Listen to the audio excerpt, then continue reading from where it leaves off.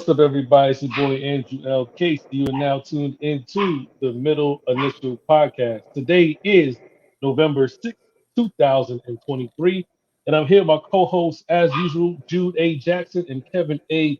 Lewis. Jude, say what's up to the people. Hey, hope everyone's doing well today. It was a great day outside today. Jets are playing Monday Night Football. Joe Buck, Troy Aikman, Chargers. Oh my God. Cut his mic. Cut his mic. Cut his mic. Wow. Cut his mic, dog. 30 seconds in. Cut his mic. I don't care. Cut his mic. That's quick. That's the record time. Cut his mic. Joe Buck and Troy Aikman. Shut the fuck up. Shut up. He asked you how was your weekend, not how was fucking Joe Buck. Like he asked you how was your weekend, dog. Oh, my weekend was pretty good. No complaints. That's fun. Oh, now you want to answer the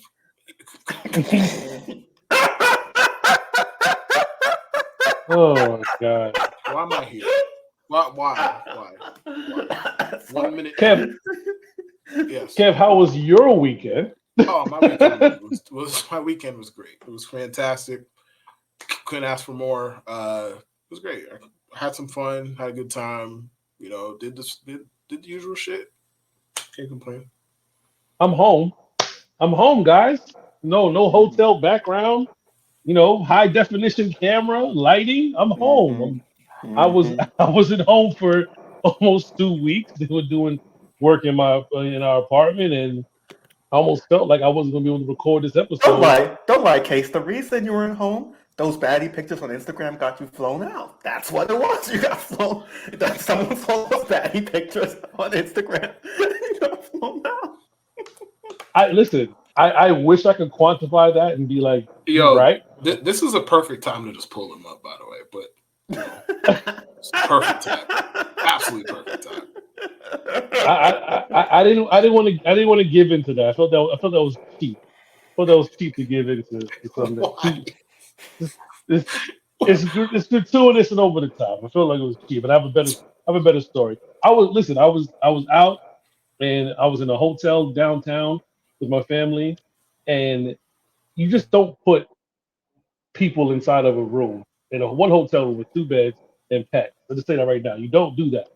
You don't do that. That's very wrong. You don't realize how close and on top of each other you are, or how much space you have until you're like this on top of each other. And Wow. my God, it was. We tried to we made the best of it. We did make the best of it. Try to have fun. We did go to the pool at least. Got to the pool.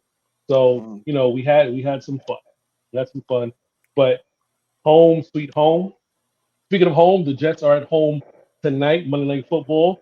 Jude cannot wait to end this episode so we can go watch the game. Oh my God! Also, very funny that both of y'all have Jets hats on and I don't. Well, I mean, I was scrambling to find a hat, and I just grabbed. This was the closest one I could find. So I almost wore. Fuck it. I always have this hat on for the episodes. Yeah, the hat stinks. So yeah, we've established this. We know. Why are you being so grumpy today, Kevin? Jesus Christ! It's Today. It's 7-11 right now, and you're grumpy as fuck. Jesus. Yeah, correct. What's your point, bro? You started off the show talking about Troy Aikman, and Joe Buck. What the fuck you mean? Why am I grumpy? You make me this way. What you mean? Yeah, that would piss off any. That would piss off any sane person. Exactly. To hear that. You know what I mean? How was your weekend? I can't wait to listen to Joe Buck talk. Like I'm supposed to sit here and listen to that nonsense and not be affected by it. I'm not a robot. Oh my God! But we're not going to talk about the Jets tonight, other than the fact that we're playing tonight, because we are going to be live on our Discord with our patrons and watching the game live for those who plan on joining. Kev plans on like popping in and out. Hopefully, if something it'll be good. And if the Jets lose, that way we don't have to talk about it. On the episode. So that's why we decided to record this one early. Enjoy the game tonight. So if you lose, we don't have to bore you with the details on Wednesday about a loss and yada yada. We're gonna dedicate this episode talking about all the other shit that happened in the NFL. So without further ado, Let's You are start now the show. tuned in to the Middle Initial Podcast, bitch. Now everybody pod nowadays, but it pays when you listen to Drew, Kevin, Case, and in case you missed it, get your spirits lifted. Man, New York's getting covered just to be specific. When the beast will kick it, you get back. Yeah, listen one time, I promise you come back. Now we switching up a topic, you know that we compact. And I don't wanna say it, but bitch, we want blacks. In fact, we need that. Cause ain't nobody talk like the boys. It don't matter who you like or employ. We've been the best for a minute. Big brains could've went to MIT, but we like talking shit. Here's the MIP.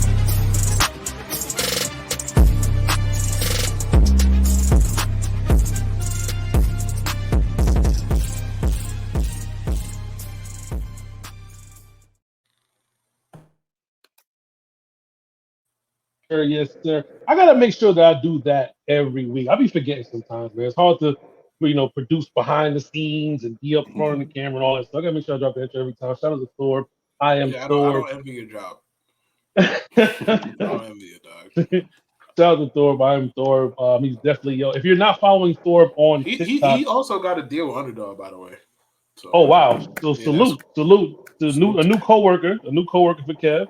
Half the fucking world's gonna be coworkers with me. By the time January hits, half the fucking world. Hey, Underdog. You got two more people. Got me and this guy right here. You know what I mean? Bring us home, baby. Bring us home. Bring Middle Initial home. Just bring us home. Bring us home. As long as it's not fantasy advice from me, because my fantasy teams just suck today. Too easy. I'm gonna leave that one alone. Too easy. I would say gambling advice, but Jude didn't give gambling advice this week neither. So I was gonna say advice besides gambling advice. Like, right. Dude, that's just the right advice that you're looking for. I'm saying here. Yeah. NFL was kind of weird and boring this week. It was kind of this week. It's weird and boring every week. It's weird and boring. You're right. It's weird and boring every week.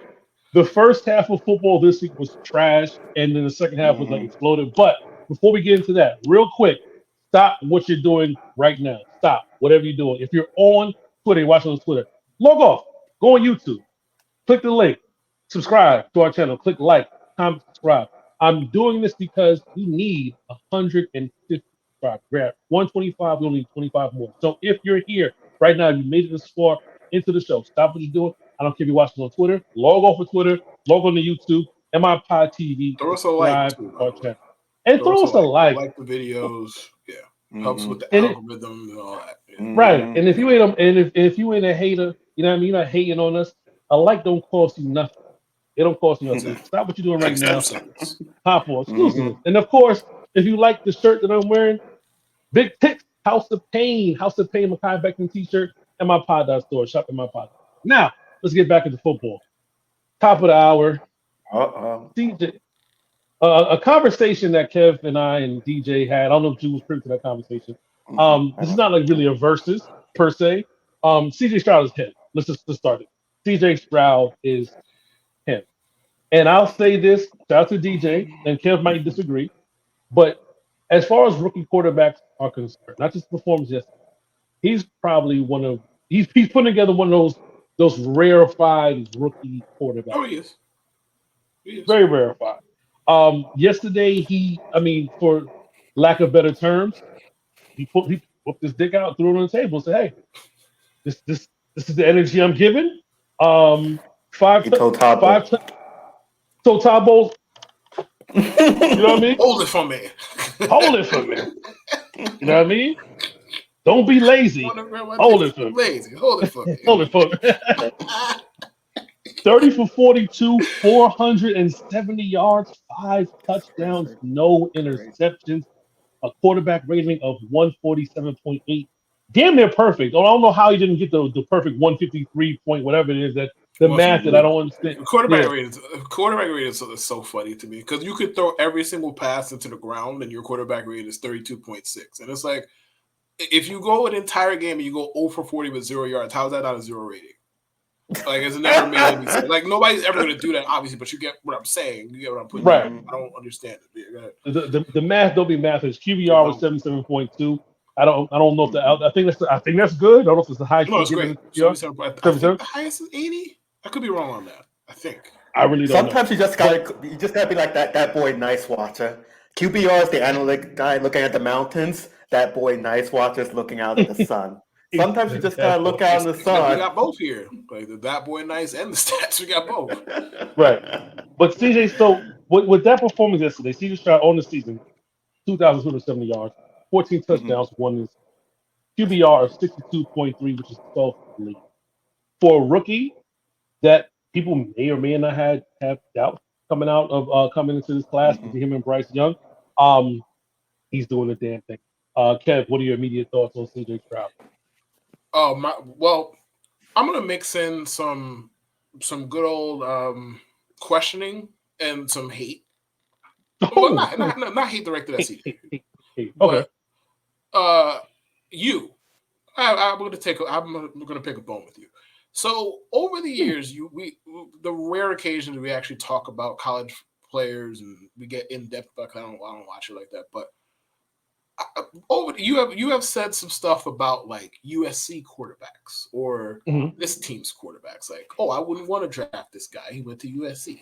I'm quoting you correctly. Yes, I just want to make sure. 100%. All right, 100%. Can y'all stop with the fucking helmet scouting and just scout the fucking prospect? Like, and this is not just directed at you. You just happen to be the person I am talking to right now. I see other people say it all the time. It's like, oh, he went to Ohio State. How could he be good? Like, bro, put the CJ Stroud film on. But like, I'm not saying that sometimes the film and whatever happens in the NFL doesn't match. I'm not saying I'm not saying that there's some perfect business here going on. Like, you could just tell. But the film told you, like, this guy is a really, really fucking good prospect. Like, yes, I understand. Ohio State has, like, 15 first-round receivers every fucking year. I get it. I 100% understand the supporting cast is what it is. Scout the player. The Tom Brady went to fucking Michigan. What are we like, scout the player. Just stop. Now, on to the actual CJ Stroud, and we'll talk about Bryce Young in a bit, but the thing with CJ Stroud is like, all right, before this, he was already having an impressive rookie season, and nobody was crowning him. Like, am I right? Like, am I speaking out of turn? Nobody was crowning him before this. Okay. No.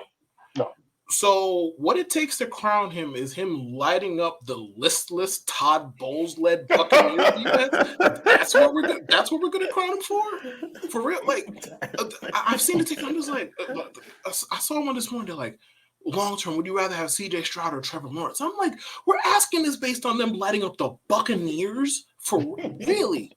And I like the prospect. Some of the stuff said about CJ Stroud, the typical black quarterback related nonsense, it was bullshit. And like, I like the prospect, and he was always a good prospect. And I'm not surprised he's having early success. To this degree, yes. Like, I'm shocked he has one fucking interception. It doesn't make any sense for a rookie quarterback, but he does. He's having a fantastic rookie year. He was having a fantastic rookie year long before November. What are we on? November 5th, excuse me. Yesterday with the 5th. He was having a fantastic rookie season long before November 5th. And now we're putting him in the fucking Hall of Fame because they beat Todd Bowles. Like, can we have some kind of happy medium? Is what I'm asking. Listen, and this is not hating on CJ Stroud. He's perfectly good. He was perfectly good before this. Yes. That is definitely not true. That's part and parcel. CJ Stroud was playing well. First of all, he lost last week, a game where Bryce Young was the victor last week, and it wasn't because of what CJ Stroud couldn't do. Guys were hurt. I mean, they scored like 10 points. Yes, the fuck, it was part of what he didn't do. They scored 13. Tank Dell was out. I believe Nico Collins was out. There had a few guys who were out, who weren't playing. So, but before that, right?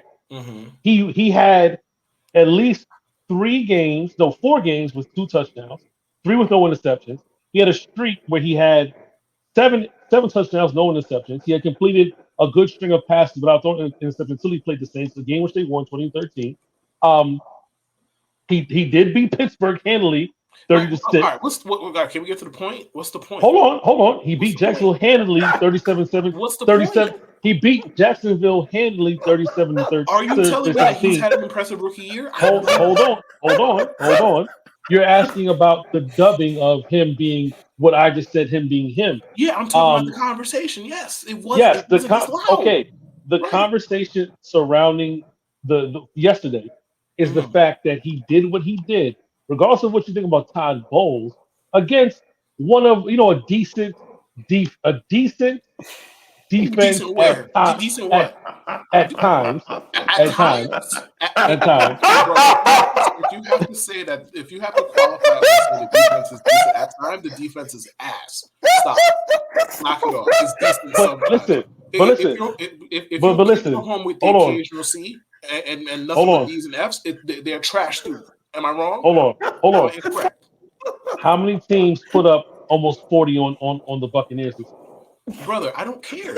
I'm asking a question. How many teams? Fuck the Buccaneers. I just know this.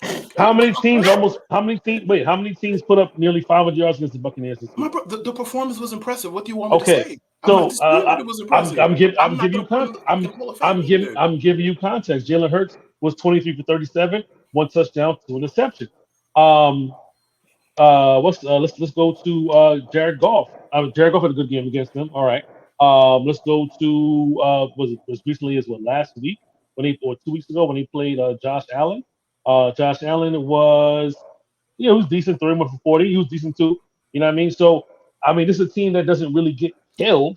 He hung up the most points against the Bucs this season, 39. While the defense was spinning on their head because they couldn't stop anybody on defense. So if you had a strong opinion about CJ Stroud before that game, it shouldn't have changed. They beat him. I'm not saying it shouldn't change. I'm not saying it shouldn't change, but I'm thinking a lot of people are realizing who probably weren't paying attention to CJ Stroud, who probably paid attention to other things going on in the league, not maybe because rookie quarterbacks haven't been really the talk of the town this season. Quarterback play in this season has been bad on a whole. You know what I mean? To the point where people were talking about Russell Wilson having a bad season when he was actually having a good season. It took until last week, if you remember, when he threw 4 touchdowns. It was like, oh, Russell Wilson is back. I said, wait a minute. Right. He had So in that context, I'm saying what CJ Stroud did was loudly say, pay attention, I am him. You know what I mean? Against a team that's possibly in the weak NFC playoff race, and he got his team in the closer in the AFC playoff race. So bullshit team. Like they put up 13 points last week. I didn't hear none of the CJ Stroud is him. CJ Stroud is. Everybody was hurt. It's a matter of a week. Bro, you don't care. You don't care. Exactly. I'm the one having the conversation. Correct. Correct. Listen, no one said CJ Stroud has arrived. No one said that. He's bullshit case. You think people said bullshit? So let's ask Jude. Jude, do you think in this context of yesterday's game, I don't know how much you've seen or how many clips you watched, do you think this was an arrival game for Stroud, or do you think this was who he always was and the rest of the league is finally going to notice? Honestly, this has kind of been what he always is. You could tell pretty early when he drew his first interception, 2-3 weeks ago as a rookie quarterback. You don't see that in the NFL from rookies or any veterans, really. And besides that, every time you go on Twitter, scroll on Twitter, you're like, oh, CJ Stroud likes touchdown pass. Oh, he's running it in. It's like he's clearly changed the entire outlook of the Texans because many people thought the Texans would have been a pushover or something, so to speak. Many people didn't really feel optimistically. I don't think, a lot of people are going to look at playing the Texans differently now with CJ Stroud. They've been looking at that differently since, October?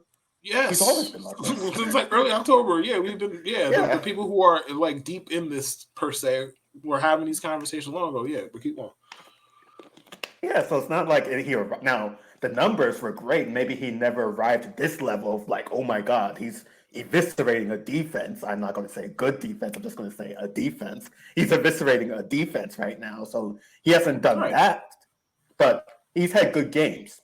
That's been his entire resume so far. If you have 1 interception through 7 games, you've arrived quite a while ago.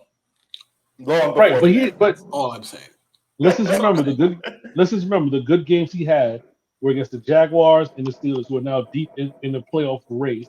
And I'm not talking about 37-17 and 32-6.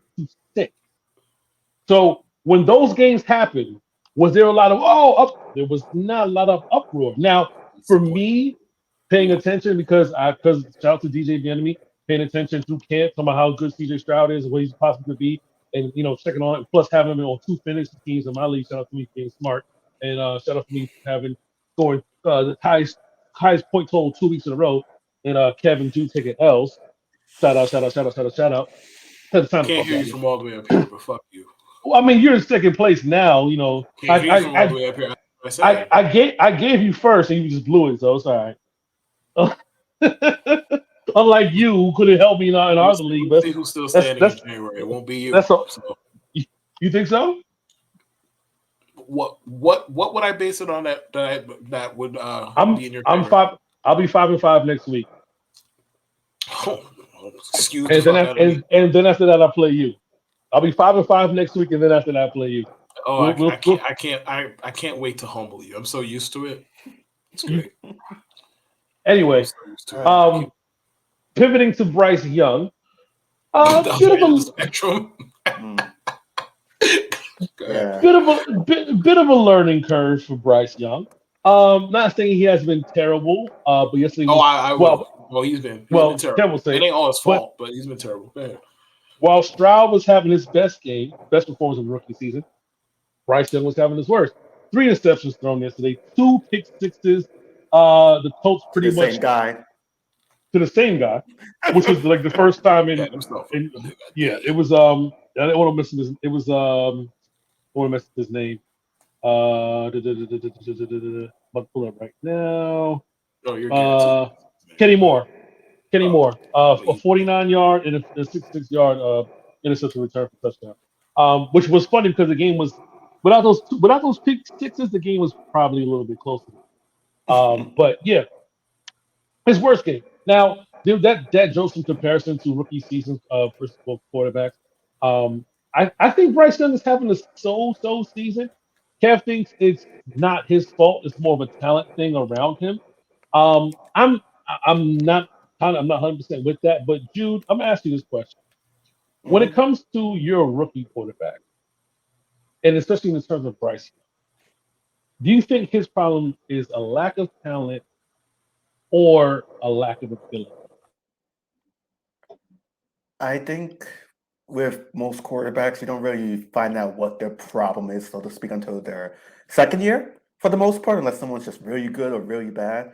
I will say with Bryce Young, and this is just, I'm not fiending for Carolina Panthers games. I'm not watching them like that, so this is coming from a position of somewhat ignorance, but it's like, there's Adam Thielen on that team, and I really cannot reliably name another skill position player on that team besides Adam Thielen.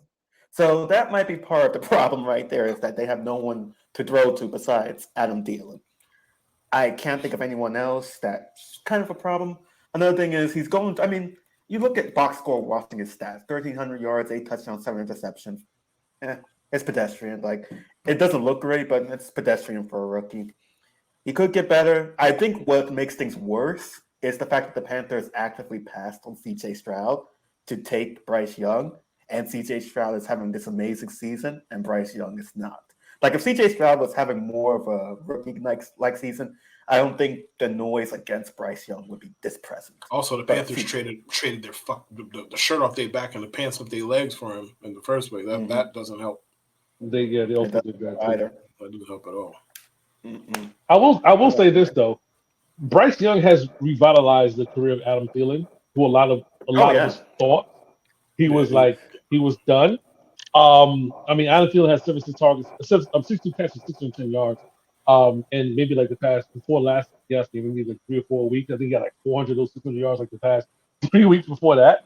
Kev, I'm gonna ask you, what are your issues with Bryce Young? First of all, he looks like Jordan Poole, which I wouldn't want to look like that dude in the year 2023. But no, that aside, the thing with Bryce Young, and the perception of him right now is that it's a multi-pronged issue. Like, one, they traded all of that to get him. I think the idea of trading all of that to get a 5'8" quarterback is insane. Let me make myself clear. 5'10". Come on, Kev.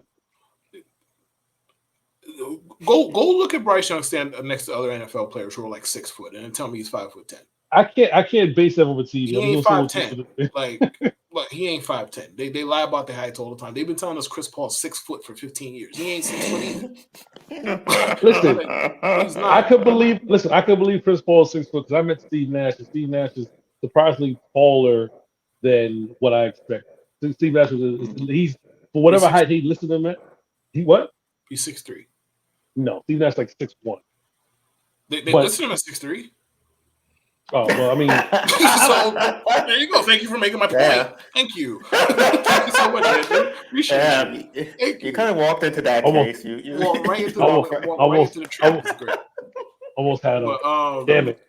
yeah, man, trading all of that for a vertically challenged quarterback is madness. So like that probably didn't help his cause. Like they didn't put much around him receiver wise, and they traded the one receiver that they had that was good, which to get him in the first place, which says what it says. So like, do I think the Panthers should have taken Bryce Young in the first place? No, like I don't. Now, with regards to his play, I'm not sure how I feel the same way about Bryce Young that I do about Kenny Pickett, and I'm not comparing them as prospects. Bryce Young is vastly superior. Okay, not comparing them as prospects. The thing with Kenny Pickett is like, I don't know, and Bryce Young, I don't know how you're supposed to properly evaluate them in the surroundings they are. With Bryce Young, it's a talent around him issue, mostly. And with Kenny Pickett, the offensive play caller is one of the worst I've ever seen. Matt Canada's offense is as elementary as I've ever seen. And, like, we love Mike Tomlin. He's a great coach. His loyalty to Matt Canada is one of the weirdest fucking things you've ever seen in your life because his offense is a fucking running joke. Week in, week out, year in, year out. Go ask a Steeler fan about how they feel about Matt fucking Canada. But I digress. I'm not sure how you're supposed to properly evaluate Bryce Young and all of this. And CJ Stroud being him, as the kids would say, is not doing him any favors because, again, they traded up and they traded everything and they took this guy over CJ Stroud. It doesn't help the cause. It doesn't help his cause. Do I think Bryce Young will be good? I don't fucking know. Maybe he will, maybe he won't. All I know is I can't evaluate him in this shit. I don't have an opinion on his play until they get something. Their wide receiver core right now is me, Andrew L. Case, Jude A. Jackson, Dan Lobaz, and me. That like and Adam Thielen. That's their wide receiver core. How am I supposed to evaluate this kid? Kev never Like, seen how am I Prime supposed to Case evaluate play wide him? receiver, so I don't understand. You said what else? You never seen Prime Case play wide receiver, so I don't know. I'm not talking about Prime Case. I'm talking about 40-year-old with kids case.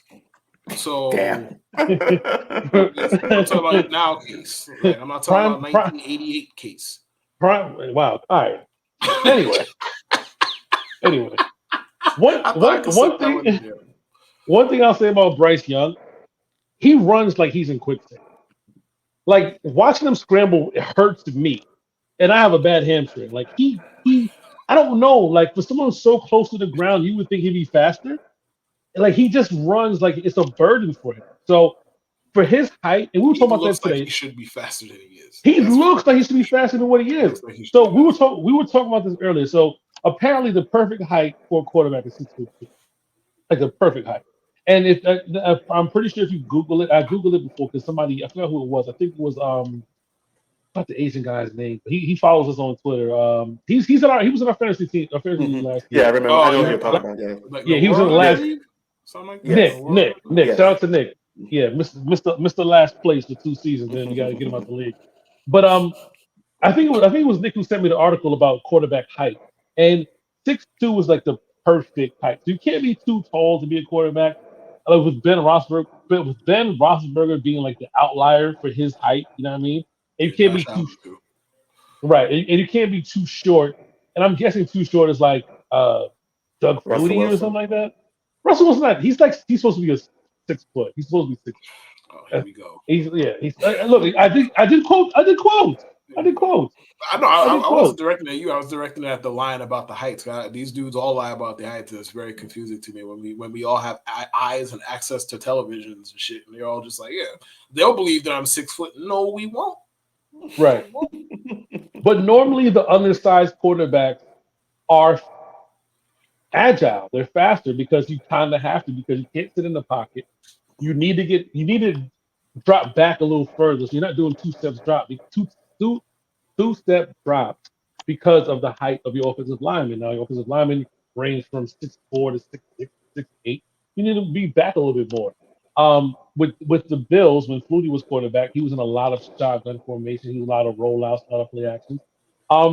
I think Carolina is definitely going to need better coaching and definitely some more talent. But I don't want to think talent is too much because he's completing 63% of his passes. Not like he's throwing poorly. It's just who he's throwing to. And again, it wasn't until, and Jude can attest to this, because what weeks did Thielen start going off and when you had to put him in the starting lineup? Week 3 or 4, I want to say. It was against Seattle where he really started going off for adding Dalton, and he went crazy from Right. there. So yeah, so you had Mhm. so from then on, it's like, okay, we discovered we have some talent in wide receiver. Mhm. But I think talent plays a little bit, but I mean, dog, like it's going to be a more of an uphill battle for Bryce Young. Do I think it's impossible for him to be better? No, I think it's definitely possible to be better. I think he has enough arm talent. He does have like some of his interceptions I've seen was poor judgment, like throwing directly to the defender, especially yesterday. Those 2 interceptions they were terrible. Like he's like throwing direct. Maybe he was fooled, but directly to the defender. Like, but we talk about interceptions as a stat, not really being a quarterback stat. Like, in the sense of saying if the ball goes to a receiver's hands and then the defender gets it, is that on the quarterback or the receiver? Or if the receiver gives up on a route or something like that. But when you're just throwing it directly to the chest of the defender, it's like, all right, bro. Like, you know what I Especially mean? the So same guy. Like if you're throwing to the same guy, he has a good beat on you. Probably should throw to like not the same guy again on the same route because he's seeing something. No matter how good he is, he's seeing something. That's like Josh right. Allen and Jordan Whitehead. Jordan Whitehead was the second most targeted receiver versus Jordan Whitehead not gonna catch another pick for the rest of the year. Yo, Jordan Whitehead had 3 picks and he has done nothing since but missed tackles. But we're not talking about the Jets. Let's move on. Cowboys, Eagles. Can I say something Cowboys. first? Go ahead, Jude. I want to say something about New York area super duper quickly before we go into this game. Never ever schedule the Giants in a late game when Cowboys Eagles is on because I don't know what the fuck they were thinking. That they wanted to schedule Giants Raiders, and then you have Cowboys Eagles, and Giants are trash, and Raiders aren't that good, and you have that shit. So I'm in the New York area, so that's on my TV, and even the Giants are getting killed. It doesn't switch off until the game's over. Man, We're going to get into that Giants Raiders thing. That was just my quick rant. Yeah, Cowboys Eagles. Did it live up to the box office hype for you? You said what now? Did it live up to the box office hype for you? Oh, it was a very good game. I'm not really here to talk about how good the game was, to be honest with you. Mike McCarthy's a bozo. Like, and I know, very unoriginal take. Like, I know, very unoriginal. Listen, the Cowboys had the ball with 4 minutes left in the game, and they were down 5, mind you, and they were taking their sweet ass time. I'm just like, do you understand that does not benefit you, and it doesn't even hurt Philly? Like, if you take the lead, they're gonna have as much time as they need to go down and either try and tie the game, take the lead, or win the game, however that goes, right? All it does is hurt you in case you get the ball back. Now, like in case you get stopped, rather. In case you get stopped and you have to go get a stop and make a stop on defense and get the ball back, you are just going to have less time to do anything. Lo and behold, the game ends with them on the 3-yard line with the clock running out. Go figure. Go figure. The average 12-year-old Madden user manages the clock better than Mike McCarthy. And I'm not even joking on it. Like, I used to play Madden damn near professionally when I was in college. Bro, I played against so many bullshit ass little kids across this country who manage the clock better than Mike McCarthy does and has done for 15 years now. The clock has been kicking Mike McCarthy's ass for almost 2 decades. And this is not new. None of it is new. Just why do we take the Cowboys so seriously? Like, I understand. Listen, they're America's team. They're popular. I get it. I'm not even talking about why we talk about them. I know that part. I get that part. The Cowboys, they spark conversation with whatever the fuck they do. Jerry Jones is a marketing genius. Okay? Understood. Get that all out the way. I'm talking about every time the Cowboys go dominate somebody, go do this, we have to pretend they're Super Bowl contenders. Nobody's winning a Super Bowl with Mike McCarthy coaching them, bro. Nobody. Stop it. No. Like every situation where the Cowboys end up in some hotly contested game with a good team, it becomes clear which team is poorly coached and which team isn't. Every time. This is there's a reason. Hell, this year the Cowboys have won 5 games? Whatever it is, 5, 6. I don't know. 5. Yeah. Bro, there was one lead change in a Cowboys game before Sunday. One, which means either they kicking people's ass or they getting their ass kicked. That's not a surprise. That's not a surprise. It's not a surprise they got to win in blowout fashion in close games. And like Dak, I think Dak gets a lot of flack simply because he plays for the Cowboys because he's a garden variety good quarterback. Otherwise, right? Dak has his limitations, and I understand that some of the shit that he does or does not do, depending on your perspective, ain't about Mike McCarthy. But Mike McCarthy don't help him with the bozo behavior, especially when again it's 4 minutes left. But like on top of that, it was 4th and 8 on the drive before that. CeeDee Lamb has been baking Eagles DBs the whole game. They have him run some fucking slow ass developing double move shit that would never ever get thrown. And they throw to, I forget the kid's name, man. They drafted him last. Oh, Jalen Tolbert, excuse me, on 4th and 8. Like, just what am I supposed? And like on top of that, I'll say one more thing before I hand it back off, and y'all can do what y'all do. It becomes even funnier when you realize that the Cowboys are taking their sweet ass time, so Mike McCarthy can get them mediocre ass play calls in. You need that much time to get them mediocre play calls in, bro. That's what you need. They're better off when they're playing hurry up and Dak is in control of shit any fucking way. But that's another topic for another day. Y'all go ahead. Drew, this is your boy. Defend your man. I have nothing on this. I can't. I mean, Mike McCarthy. This is more of a Cowboys thing than a Mike McCarthy thing because I feel like the Cowboys have been playing the same kind of game for like as long as I've been watching football.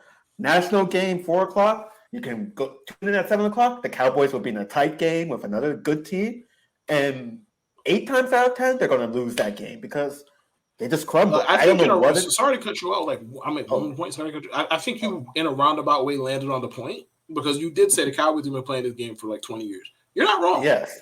And Jerry's thirst to have a puppet is a big part of the reason we here. Keep going. Yeah, it's like they've been playing the same kind of game every game. 4:00 games, primetime games. It's going to come down to the last possession, and more times than not, the Cowboys are going to fail to get it done, and that's what sparks them. They'll dominate the 1:00 games against the bad teams or the random bad team that comes across them. But any big time game, more often than not, they're just not going to make it. It's cliche, but that's the reason why. I saw their last drive, and honestly, I think the Cowboys got helped with like what? 2 crazy ass penalties for like 56 some odd yards. So they got bailed out crazy, these penalties. and then it was like just bad clock management. I don't get why didn't it spike. That's another thing I want to talk about. Why didn't they just spike the ball and call a better play? Like you would think that would be. You would think like they tried to run a quarterback draw with no timeouts, like 20 seconds left, bro, from like the 7-yard line. Like I don't know what to say. Just the Cowboys are up there, but no, they're not. No, they're not. They have Mike McCarthy as coach, bro. But you know what it is too. Like nobody takes the Viking. Well, pre Kirk Cousins injury, like hope get well soon, bro. Pre Kirk Cousins injury, nobody ever took the Vikings seriously as Super Bowl contender. Even when last year they were like 8-1 and had like a negative point differential, nobody took them seriously because Kirk Cousins is their quarterback. There is a ceiling on a Kirk Cousins quarterback team. There is a ceiling on a Mike McCarthy quarterback coach team. It's there. We see it. Wild card win division round. That's the fucking ceiling, bro. They're not like. Granted, the NFC's ass. So like, shit. Maybe they could fall ass backwards into a title game appearance. That's possible. They ain't into no fucking Super Bowl. Mike McCarthy, the coach. Stop it. I just find you know what's funny. Go ahead, Joe. No, I was gonna say that's my only take from the game. Okay, no, I was gonna say you know what's funny. Why didn't the Cowboys go and get a running back? Why didn't they go get a running back? Like, what made them think they were just going to sit there and say, "Hey, you know what? We're not going to try.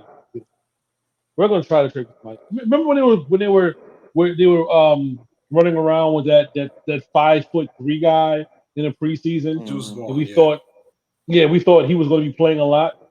He's not doing nothing. Remember when they thought, hey, you know what? Getting rid of Ezekiel Elliott was the right move. We're going to play this other guy a lot. He's not doing nothing. There was a running back available. Oh, well, maybe or maybe not. Derrick Henry was there. Derrick Henry was there. How do we know Derrick Henry was available? the Titans gave up. Who was it? Yes, Bayard, they what I did. call him. Yes, they did. It, I, and I Mhm. and I. There's no reason to keep, like you said on Twitter. There's no reason to keep a 30-year-old running back. Now, Oh, if the Titans, there's reasons. there's Not a good reason to ones, keep a. but there's Well, reasons. okay. There's no good reason to keep a There's 30-year-old running back. reasons. Right. Now, I don't know if the reason was the Titans just felt like they're going to keep the same old ruggy offense together. And Will Levis is going to reinvigorate them for 1 week of football. Everyone wanted ready to crown the fucking king because he threw 4 touchdown Mhm. passes against the fucking Falcons. All of a sudden, Will Levis he's the guy. He's better than Zach Wilson. Like, and I'm gonna talk about that shit real quick. Oh. There's a couple. I just want to say real quick to a couple of you Jets fans out there. Uh-oh. There is no Uh-oh. earthly reason, no reason on God's green earth to watch a rookie quarterback in a second round draft pick and compare him to Zach Wilson. There is no reason. You know why? You don't do it with CJ Stroud. You don't do it with Bryce Young. You don't do it. You do any white quarterback that you think can throw. You're making this odd comparison to Zach fucking Wilson. There's no reason for that. So I had to argue Mm. with fools about Will Levis and Zach Wilson and why it makes no sense that you're sitting there watching a Thursday night football game versus Steelers and making comparisons to Mhm. fucking Zach Wilson and Will. It made no sense. But the Titans must have felt like Will Levis was so good that they didn't feel like trading Derrick Henry, or the Cowboys must feel like they're so good there's no need for them to trade Mhm. for a running back. They desperately need a running back. Your mic's not working, Mhm. Cam. My fault. I think there's a very simple reason why the Titans didn't move Derrick Henry. He is the face of their franchise, and they're loyal to him. It is very, very stupid, especially if they don't re-sign him. But I can't see a world where they don't. But they give him a 2-year deal. They say, "All right, man, here it is." I think it's goofy, especially when you like. There's no chance you're winning anything of note, but if they're willing to pay him more than everybody else is because he's their guy and whatever they drafted him, yada yada. I mean, good for them, I guess. But I think it's really simple. They're just loyal to him because there's no other real reason to make sense to keep a fucking 30-year-old There's running no back unless you want to win. and the win-win for both sides is you get rid of the running back that did his best for you guys. It's over, and then you just get somebody. You could have traded for Pollard And also, it's and very possible he didn't want to get traded either. it is Mhm. It's very possible. possible. It is possible, but like the Cowboys didn't do anything during the deadline, which it didn't make any sense. And Dak wasted a great performance, and he's come on as of late. So CeeDee Lamb has come on as late, he's been gelling, and Mike McCarthy just simply just makes bonehead decisions during when he coaches. But I just wanted to point that out real quick. Like, please, when you're watching a sport and your team isn't playing, just watch the fucking game. Like, Damn. just watch the game. Like Damn. Zach Wilson was drafted almost 4 years ago. Oh, he's already better than Zach Wilson. Why are you watching? Why are you that miserable to sit there and watch Damn. somebody who's only played 2 games, two, Damn. and crown him king over Zach Wilson so bad? The Man. Jets did everything to say to you guys, hey, we fucked up. We got a 40-year-old quarterback, for fuck's sake. A 40-year-old quarterback that we're hoping comes back from an Achilles injury of all things and saves our season. And yet there's still idiots out there talking about, oh, Man. well, Will Levis is better than Zach Wilson. Man really just said, "Shut up and watch football." That's crazy. That man really told people Yes, to just shut up and watch especially coming with football. these That's crazy. dumbass opinions and thinking because somebody says, hey, you're miserable that, well, I can't have an opinion on football. You can have all the opinions you want. The saying, the dumb one, to sit there, in my opinion, to watch somebody play their second game of their entire career and compare it to your quarterback who's already been placed on the fucking bench. He's already been benched. He's only here temporarily. Like get over it. I just don't Wow. understand. I just don't understand the relevance. Like, it's relevant. Like, how is this interesting to you? Like, okay, Will Levis is. But let's just say Will Levis is better than Zach Wilson. I mean, that's an incredibly low bar to cross. What do we do with this information? Like, he's played 2 games. What do we do with this information? Like, did the Jets pass him because he had Zach Wilson? No. Is his performance in any way, shape, or form related to Zach Wilson? No. No. No. What are we comparing them for? I don't like, unless your point is they shouldn't have traded the pick to get Rodgers and they should have just taken Will Levis. And I'm like, and that's the reachiest of reaches. So what are we talking about? Like, what is the relevance? And like, quite frankly, the Zach Wilson discourse is exhausting on both sides. When there really is it's really simple. He's a backup quarterback. He's playing like a guy who should get backup checks. I'm not even saying this as some type of bad thing. He was unplayable for all of last year. He has made improvements. Does that improvement continue? I don't fucking know. Maybe it does, maybe it doesn't. But it's like you have the I told you he was good. Jets fans is like, no, he's not. And then you have the people who are wildly negative, like, he's a backup quarterback. Like, we don't need to do this every single fucking time Zach Wilson breathes, bro. We don't. Every single time. Every time. We have to have discourse about it. We don't. My only Will Levis discourse is the fact that I fell for the hype and I picked him up in fantasy. I spent like 35 fantasy dollars, and then he got 9 points from me. So that's great. That's my Will Levis discourse. Long, so right. Maybe he picks it up. Now, what would really be funny is if they give Tannehill the job back. That would be really funny. Hilarious. That would be so funny. Hilarious. Oh my god! Like, block me on every means of conversation, Jude. If they Ryan Tannehill. Jude, if that happens, Bryce Young's available. Moving on, Falcons, Vikings. I don't even know why we're talking about this game, other than the fact that the Falcons managed to lose to a quarterback who's only been there for 5 days, like 5 days prep. That's the only way. So, like, the Falcons, like, I think Bomani Jones said it best about the Falcons. It's like you're just watching that team knowing something is going to happen. That's not good. Like, it's like it's always too good to be true. Like, even the Super Bowl up 28-3, and it finally feels like it's over. All the negative stuff is behind them, and they just blew that shit. And it's like, wow, just a reminder the Falcons just historically have been heartbreaking at that.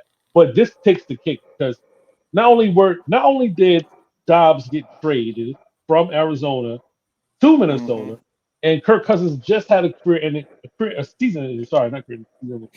The Falcons managed to knock out the quarterback that they played instead of Dobbs, right? With a concussion, and he comes in and wins the game. Did you know that Josh Dobbs was practicing? He was practicing cadences on like the sideline, like 2 minutes before that drive. Like when we talk about like quarterbacks coming in for like 5 minutes and whatnot, this guy was literally on the team for like maybe 10 minutes, and he's running down for touchdowns and everything, architecting game-winning drives. It's like, how many different ways can the Falcons just do this to people, do this to their fans? But you know what would help Falcons fans and the Falcons players? Arthur Smith. Oh, yes. And help your fantasy team. Go ahead. Yes, but that's not quite as important. But know-it-all, Arthur Smith, the greatest offensive mind of all time, he drafted a running back in the first round. His name is Bijan Robinson. You know, he looked pretty good near the goal line. The few highlights I watched from him, I saw that the Falcons had like 23 points, something like that. I believe they scored 4 field goals in the red zone. I wonder what it would have been like if they actually played their fucking running back that they drafted in the first round. Maybe they'd score touchdowns and win the game. I don't know. They scored one. They gave the Algier. One. They were in the red zone. Like, how many times? Listen. First of all, Case, you said you don't know why we're talking about this game. That is a fair assertion to make because this is one boring team and another one, really. Like, both of these teams, whatever. I put this into hate. That's all I put this in for because fuck the Atlanta Falcons. Mostly the coach. And I'll say this. I'll start by saying this. This might be a stretch based on – I'm making this assertion based on one fact that I know. Not only is Arthur Smith a know-it-all incompetent grump of a coach, he is also a bad father. I'll explain. I'll explain. Do you know who his son's favorite player is? I'll give you one guess. Who is his son's favorite player? Bijan Robinson. Bijan Robinson. His son's favorite player is Bijan Robinson. I think his wife must have tweeted out the picture of his son dressed up as his pops or whatever with the play sheet and the headset. His favorite player is Bijan Robinson, and they don't even give the opportunity for Bijan to score some touchdowns and make his kid happy. Arthur Smith is you want to talk about insufficient daddying? That is insufficient daddying. Arthur Smith should be ashamed of himself. He should be ashamed of himself. Now, to the football side of things, Arthur Smith has a raging hard-on for the fantasy football community. Like, he mentions them at nobody asked him about fantasy football. Nobody asked him to, and every time somebody questions him, he has to throw his little stupid-ass shots. Like, oh, well, maybe I should play Bijan more, to appease the fantasy football community. Sir, you took him number fucking 8 overall. Like, this is stupid from a reality perspective too. The people who have never picked up a fucking fantasy app in their life are telling you this shit is stupid. It's not just us. It's not just people who's playing fantasy. It's not like the fantasy community. They're insufferable. Like, don't get me wrong. I'm not here to argue otherwise. Everybody's calling you stupid. You know what it's like? It's like a scene in a fucking sitcom where like 5 people are beating up one person, and then the one person gets up and like starts to wild out on one person and just forgets the other 4. It is like, I don't care about y'all. I'm just beating this person up. That's Arthur Smith. Everybody called Arthur Smith a fucking idiot, and he's like, you know what? You have 2 fantasy teams. Fuck you. All of us are calling you stupid, Arthur. All of us. It's all of us. Nationwide, all of us believe that you don't know how to fucking do your job well. Also, Kyle Pitts was drafted top 5. Who gives a fuck who drafted him in fantasy? If you drafted a tight end top 5, you might want to throw him the ball. I don't know. You took a fucking running back top 8. You don't play him in the red zone. What sense then why'd you take him? The one thing the Falcons did well last year was run the ball. They were top 3 in every relevant running category. They're like, you know what we need to do? We need to take a running back to the top 8 to not use him. Right. And that's what I was telling Jude. He was like, Jude's like, Algier had 1,000 yards last year. It's like, yeah, he even started 16 games. He started 7 games at 1,000 yards. And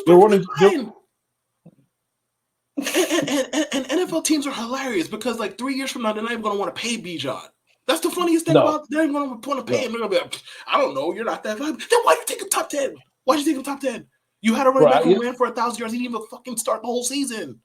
Right. Like, I didn't understand the strategy. But shout out to Arthur Smith for one reason.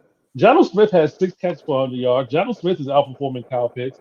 And I don't understand the logic of you having Kyle Pitts and Bijan Robinson, and your top performers are Jonnu Smith and fucking randoms.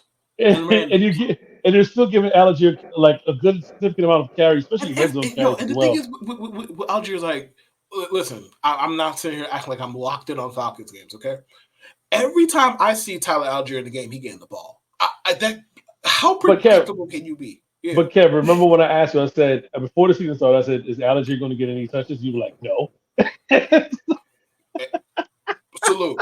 Salute. You got me. I was dead fucking wrong. Salute. I thought a team that was taking a running back in the top 8 was going to give him all of the fucking work. Nope. You got me. Nope. You got me. Nope. I applied. I do the thing that I tell other people not to do all the time. I applied clear logic. Morons. My bad, dog. You got me. Jesus Christ. Got me. You held the mirror up in front of my face, but I don't like what I see, man. You got me. You win. Yo, man, listen. I don't get it. And another thing I don't get. Giants Raiders, man. Giants Raiders. Again, another game we're not really seriously discussing. It's just look. The Giant, like, all right, the Raiders at the trade deadline decided to like not make it move, right? They're like, hey, they fired their GM, they fired their coach. Now, it's been said, Stephen A. said this, and a couple people said this. The reason why the GM and the coach are fired because they're pretty much idiots. But here's the big glaring thing.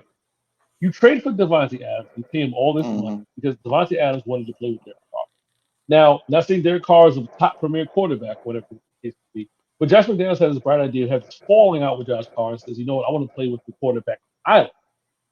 And he likes Jimmy Garoppolo. Now, the last time Josh McDaniels and Jimmy Garoppolo was paired together was almost 6 to 8 years ago, possibly. When they were paired together. Longer than that. Maybe longer than that, right? Might have been longer than that. I don't remember when Jimmy left or when Jimmy got traded to San Francisco, but I know that Jimmy played during the Deflategate. Yeah, he did. Suspension. Like he played. That was Right. 15, 14? Right, probably like 15. Yeah, like 15, yeah, it was 14. like 8-9 years ago. But yeah, keep going. Right.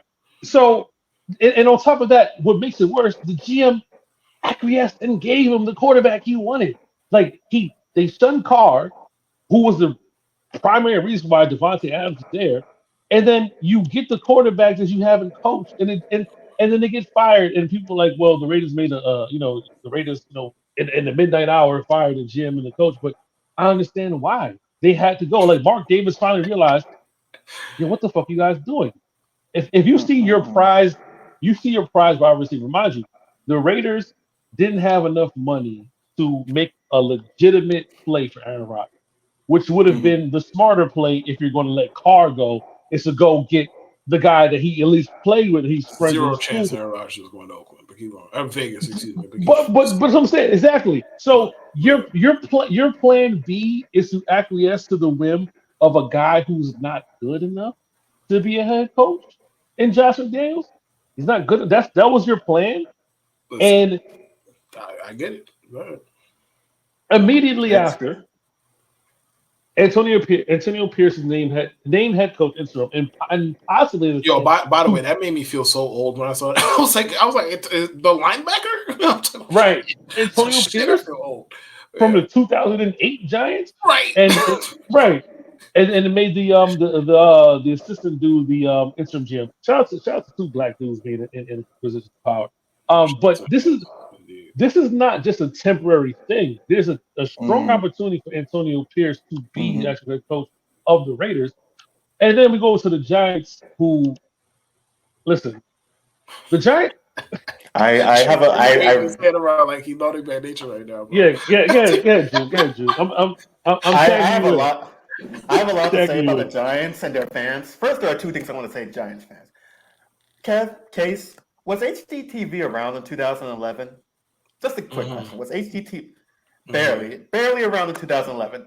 Why the fuck do Giants fans think, oh my God, team celebrated to beat the Giants like they won the Super Bowl? No one gives a fuck about beating the Giants. Everyone's beating the fucking Giants. No one fucking cares. So it's like, that's one. And B, the Tommy DeVito love from the Giants game versus the Jets. Let DeVito throw until it got to garbage time. Ever since they chanted that, he drew a couple of passes for 11 yards and 2 interceptions. So that's what happens when you let DeVito throw. The rest, I mean, you hint your whack on Daniel Jones, who wasn't good at his best years, and you gave him all this money. He's an injury-prone quarterback. He's gotten hurt, I believe, every season this year. He got hurt again. It's a season-ending injury. Tyrod Taylor, backup quarterback, who's gotten hurt many places, got hurt again. Your quarterbacks now DeVito and Matt Barkley. You ended your season last week because you couldn't trust a running back that you drafted number 2 overall to get 1 yard, and he had 136 rushing yards, and you said that 1 yard is too fucking hard for him to get. So you drive him into the ground, he barely rushes, and now where the fuck are the Giants? And it's like this is what it's been like for the last decade with the Giants. They just have not been a good team. And many people will talk about the Giants like, oh, they're such a better organization than the Jets. This is a classy organization. Where the fuck are they classy?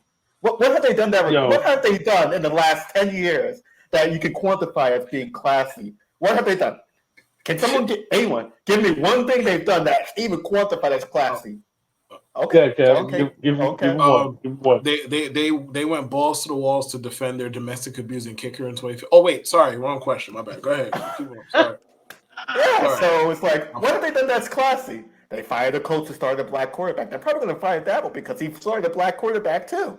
So he's probably going to be gone too. So what the fuck have the Giants done to warrant being classy, to warrant anyone being like they won the Super Bowl? What the fuck have they done? That's what I want to ask their beat writers. I want to ask the Boomer fans, what the fuck have the Giants done in the last 10 fucking years to warrant any of this dick riding? What? But Jude, you said it yourself. The Mara Mafia is out there putting out, like you got Storm. I'm asking what they've done, not what they've gotten. That's exactly what it is. They have done absolutely nothing but hinge upon the 2 Eli Manning championships, and they just say they were better. And we had to hear idiots like Mirage talk. We had to see people disrespect Gary Myers, disrespect which is kind of fine. I don't care about Gary Barnes that much. But disrespect Carl Banks and everything like that. Like we had to watch like these guys are like the WFBN guys, the Giants media guys are crumbling. They're falling apart. And we had to listen to this shit for like weeks. And then Daniel Jones tears his ACL, gets back in the game, mind you, and further injured because he got injured on it. He tripped and he fell. He hurt himself then, and he kept back in the game and is still backwards. He's done. And now the Giants sitting at 2-7. This is a team that should not be trying to win games. But the problem with the Giants are, and I said it last week, not last week, we had Quincy on. The Giants feel like at any given point in time, 1-5, whatever case it may be, if they win 3 or 4 games, they're right back in the thick of it. We can win the division. We can get the wild card. I don't know why the fuck they feel that way. I don't know why. You were 9-7 twice. I get it. Eli got you on the road. You guys, that's not happening. That's not happening.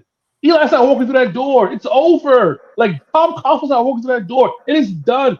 Get a quarterback, build a fucking roster, and try to win games. And stop win one for the Gifford Rudy shit. It's not happening, bro. It's fucking pathetic. That's the reason why it's like this every season, because they have this win one for the Gifford mentality. Rudy. Yo, come on. Like, I'm pretty sure there's a kid on a wheelchair and on a sideline every week in a costume or some shit, trying to inspire the Giants to win fucking games for whatever reason. Costume? Yo, bro, because there's no other logical reason for the Giants media, Giants fans, and this team to believe they're better than what the fuck they are. Do you see the wide receiver? You see the wide receiver core? Oh, Jalen Hyatt? Wait, hold on. Jalen Hyatt, the Hall of Fame player from preseason? That guy? The Hall of Fame preseason player? I'm going to just say 2 things. One about the Giants. This idea that the Giants are going to draft a quarterback top, whatever, 2, 1, 3, whatever the number is, and sit him behind Daniel Jones for a year is insane.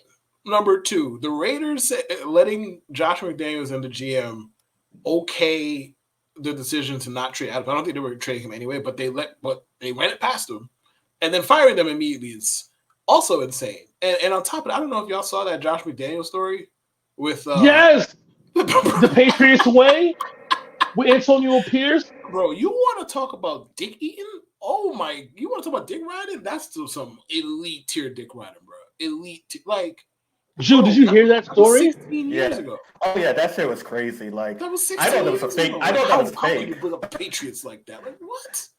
No, he said don't talk about the Patriots way like that. Oh, I didn't even hear the way part. I just heard the Patriots part. Mm-hmm. The Patriot way. Mm-hmm. Oh Lord. Oh Lord. Anyways, yeah. It's just so mind-boggling because I mean the Raiders are bad for what they did, the Giants are bad for what they're doing, and yet they played like during time where millions of eyes are watching. I understand why they're still on television. They need to flex out every Giants game for the rest of the season that they have at 4:00. Put this shit to 1:00. Put this shit at 9:00 in the morning. Nobody with human eyes can watch the Giants play. Mm-hmm. And guess who they play next week? The Cowboys at 4:00. We get to see Of that. course. And Kev, how many weeks ago did we say enough of the Giants playing during major? Stop showing me Giant Cowboy games, bro. The Giants the Cowboys put them on black every time. Enough, bro. Enough. Every Giant Cowboy game turns into a 60-minute Black Raw segment. Enough. It's crazy. If you made it this far into the program, shout out to our sponsor, dadsarcool2.com. Make sure you shop at dadsarcool2.com. Use the promo code MIPod69 to get 10% off your purchase on dadsarcool2.com. That is dadsarcool2.com. And before we go, in our final segment of the evening, it's one more thing that we have to do before we quickly get out of here. We got to groove, man. We got to groove. We cannot leave without groove. And Jude, don't fucking speed through this shit because it's ill. Yeah, please. Damn. Fucking relax. Damn, you. Okay, wait, hold on. Listen, man. You know the routine every week, man. You know the routine. Pump your brakes. I've never seen somebody so warm. It's the moment you've all been waiting for. Pull up a seat and get off your feet for Judes Grooves. Now this is what I want. Never seen a man so horny to watch a man kick. But keep going. Go ahead, man. Okay, here we go. This is I reviewed this right quick. This was interesting. Take it off, baby. Bend over, let me see it. You looking for a real pussy eater? I can be it. Quit playing with me, girl, and bring it over here. And climb aboard my face. Put that pussy on my beard. I ain't trying to take you shopping, buy your ass no shoes. I'm just trying to lick that clit while I'm looking up at you. No shame in my game, girl. Look back at me. I don't give a fuck if it's shaved or if it's nappy. Long as it ain't nasty, sanitation smelling. One whiff of that bitch, I'ma be balling. So if it's smelling sweet, He said I'm bailing, looking bro, for not balling. Bailing. I'm gonna be bailing. One with that bitch, I'm gonna be bailing. If it's smelling sweet, I'm gonna lick it for an hour. And even if it's sour, I might lick it in the shower. I go dumb and ignorant when I'm in that clitoris. Lick your ass delirious. My tongue game's so damn serious. So bend that ass over. Let me eat it from the back. That pussy's so good. Have a nigga coming back. So I can. That tell sounded you, like like, spoken word poetry. I feel like, yeah, Jude, yeah. So he really likes eating pussy. He likes eating it so much that even if it's sour, he might lick it in the shower. And I feel like as humans, there's like certain evolutionary things that happen that smell, taste, things of that nature. That if something's off, you shouldn't continue to eat or you shouldn't continue to taste Hey, that. Like there are hey, man. evolutionary things that prevent you. Like if it's off, that's a sign. That's a sign. You don't believe in second chances? He said get in the shower. You know what I mean? Maybe she had a long day. You know Why what I are you mean? licking it in the shower? Lick it after the shower. Why is he's going to the shower with her and he's licking it? Let her clean Yeah, up. he's helping with the process. You know what I mean? You don't like lemon. You don't like lemon pepper. You don't like lemon pepper wet. I'm out of here, bro. I'm out. Y'all have a good one. Yo, listeners. I mean, at least it's not like DJ Khaled. DJ Khaled was man. crazy, so at least he's not like DJ Khaled. DJ Khaled did not have Jude, stop some thoughts about it. Stop talking. This show's supposed to end when they said that. Wow. Stop it. Follow Kayla at Kayla724. Follow Jude at Jude. Follow us on Instagram and on Twitter at MR569. Make sure you follow us on TikTok at @men_initial_ follow TikTok. Make sure you tune into the only teams that matter with Kevin Coley Mick on Underdog Fantasy. Bye for now. Stay 5 by 69. Peace. Have a good one. Take it easy.